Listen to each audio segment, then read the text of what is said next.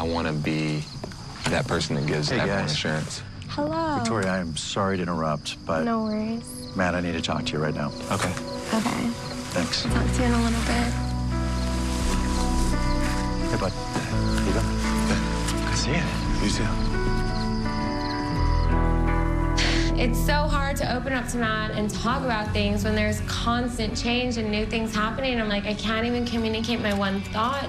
Thank you, Chris Harrison. I was in the middle of a sentence. We had a record response from women who wanted to be on this show. All right. And to that end, there are some more incredible women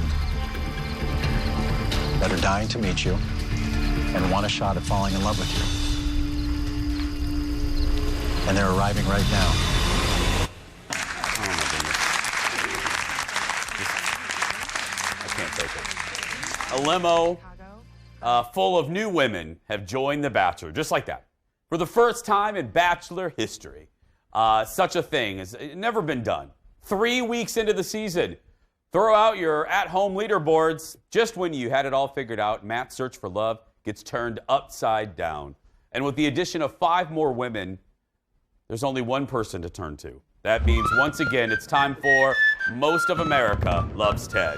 Joining us now from Bachelor headquarters is producer Ted Johnsen. Good morning, Ted. Good morning. Okay, I know the answer to this, but for the sake of television, I'm going to ask it. Hey, Ted, how did the women deal with the new women? Not well. Okay, next question. I'm just joking. No. So anytime someone new comes into the show mid-season, it's usually like a former bachelor or bachelorette who's like, oh, I met this person and I want to see if it works, right? Yeah. This time, that didn't happen. It was just a brand new crop of women, and all these women who've been there are like, why are you coming in on our turf? But I'm also thinking, these women have been quarantining at their hotels for like the last month. Yeah. If anyone's coming in angry, it's these women. Yes.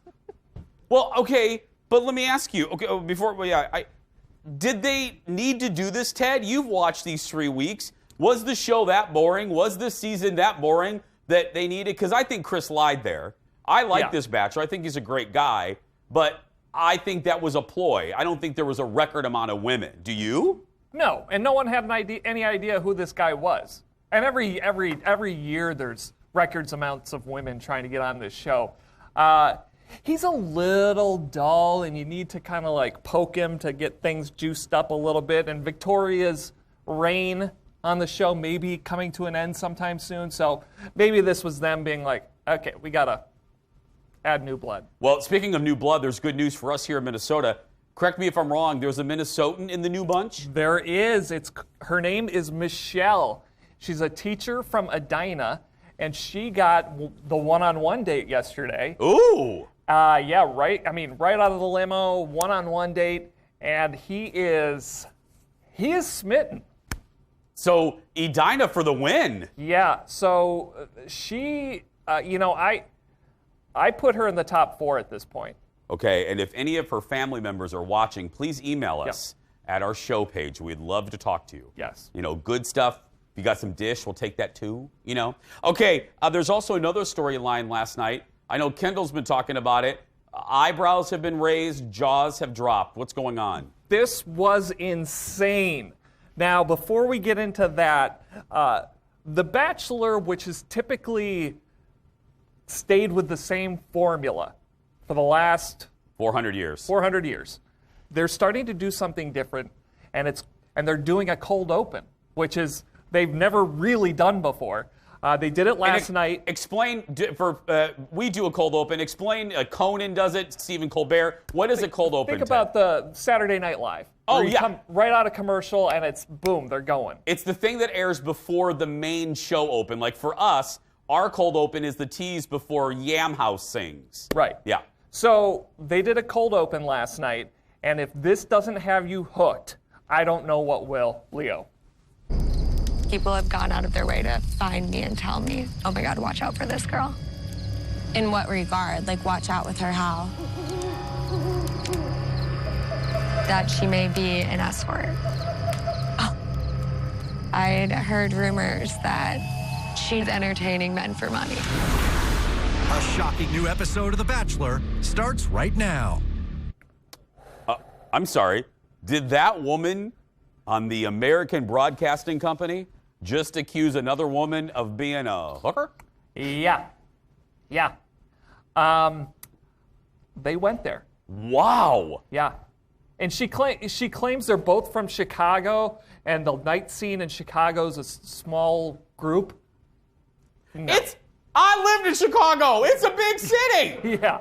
So this is Anna calling out Brittany, and Brittany's like, wait, you're saying what? And everyone's basically like, you're full of it. Wow. So what did Brittany, I mean, other than just, oh my goodness, was Brittany mad? Was she calling her lawyer? What was she doing? I'm thinking there might be some lawyers called. She was not happy. She kind of fired back. The next day, she was talking to Katie, Katie is kind of everyone. Katie is everyone's who is at home for the last 20 years. She is the woman who has been like to come in and being like, what were you thinking? And she's like listening. She's nice. She's kind. So she vented to Katie, and Katie basically told Matt, oh my goodness. Rumors are going around, and you might want to get control of it. So Katie's a good person. Anna's bad. Brittany says she's not an escort. There we go. Michelle, top of the pack. There we go. You heard it there. Ted Johnsen, everybody. The Bachelor on ABC. My goodness. Mm-hmm. You were upset. We were careful with the word bullying because it drives me crazy when people misuse that word and overuse it. Mm-hmm. But you said this borderlined on actual bullying. There was this girl, episode. Sarah, last week, who everyone in the house, other than maybe 3 or 4 people, ganged up on. Now this week it's this Brittany girl over something that someone apparently got on social media that maybe she's an escort. Can ruin this girl's lives, and they're laughing and joking and being cruel, and they're all doing it except for maybe 3 girls that are just quiet, and then the one girl, Katie, who's like, this is not okay. And I'm just like, because you all realize you're on TV, and this is going out there. It's just cruel and mean, and I unnecessary. Love you, Katie. The rest of you, and we love Michelle.